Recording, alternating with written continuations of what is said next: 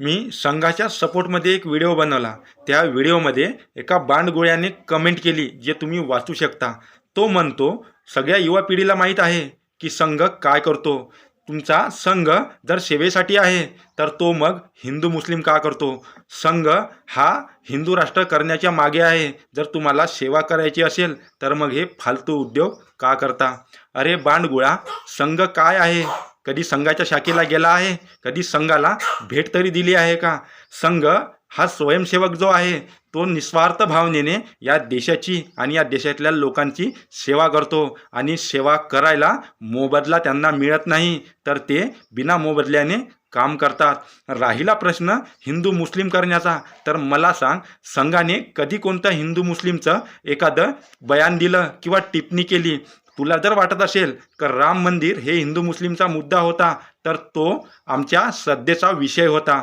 प्रभू श्रीराम हे आमचे आराध्य होते आणि आम्ही तो जे राम मंदिर मिळवलं ते संविधानाच्या पद्धतीने आणि कोर्टात जाऊन मिळवलेलं आहे. त्या मंदिरासाठी आम्ही ना कोणती दंगल केली. आम्ही जे केलं ते संविधानाच्या पद्धतीने आणि संविधानाचा मान राखून केलेला आहे. आणि आम्ही जे राम मंदिराबद्दल मोर्चे काढले ते सगळे शांतिप्रिय होते. पण तेव्हाच्या काँग्रेस पक्षाला ते मान्य नव्हतं. त्यांना फक्त एकाच समाजाला प्राधान्य द्यायचं होतं. आणि राहिला प्रश्न हिंदू राष्ट्र करण्याचा, तर हिंदू राष्ट्र करण्याची गरज आम्हाला नाही. कारण आमचे जे पूर्वज ऋषीमुनी होऊन गेले त्यांनी या देशाला पहिलेच हिंदू राष्ट्र घोषित केलेलं आहे. आम्हाला संविधानिक हिंदू राष्ट्र घोषित करण्याची गरज नाही. कारण ज्या देशामध्ये ज्यांची लोकसंख्या जास्त तो देश त्यांच्याच नावाने ओळखला जातो. आणि तुझी जी बुद्धी आहे ना, हे थोडी फ्रेश कर आणि अभ्यास कर. आरक्षणाच्या भरोश्यावर काही होत नसतं. त्यासाठी अभ्यास करावा लागतो. संघ एक अशी फॅक्टरी आहे.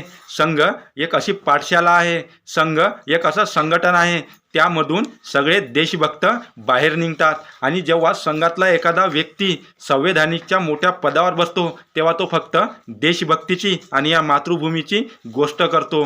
जेव्हा संघातून एखादा व्यक्ती निघतो तो म्हणतो, मला छत्रपती शिवाजी महाराज व्हायचंय, महाराणा प्रताप व्हायचंय, गुरु गोविंद सिंग व्हायचंय, भगतसिंग व्हायचंय, विनायक दामोदर सावरकर व्हायचंय. कारण संघ आजच्या युवा पिढीमध्ये, छोट्याशा बाळामध्ये किंवा म्हाताऱ्यामध्ये राष्ट्रप्रेम, राष्ट्रभावना आणि राष्ट्राप्रती आपलं कर्तव्य काय आहे हे नेहमी सांगण्याचा प्रयत्न करतात. संघासारखं काम या देशामध्ये दुसरं कोणतं संघटन करू शकत नाही. हे थोडं बुद्धीत ठेव. आणि बाबासाहेबांचे विचार जे संघटनेबद्दल होते ना, याचा थोडा अभ्यास कर. म्हणजे कळेल संघ काय आहे आणि बाबासाहेबांचे संघाप्रती काय विचार होते.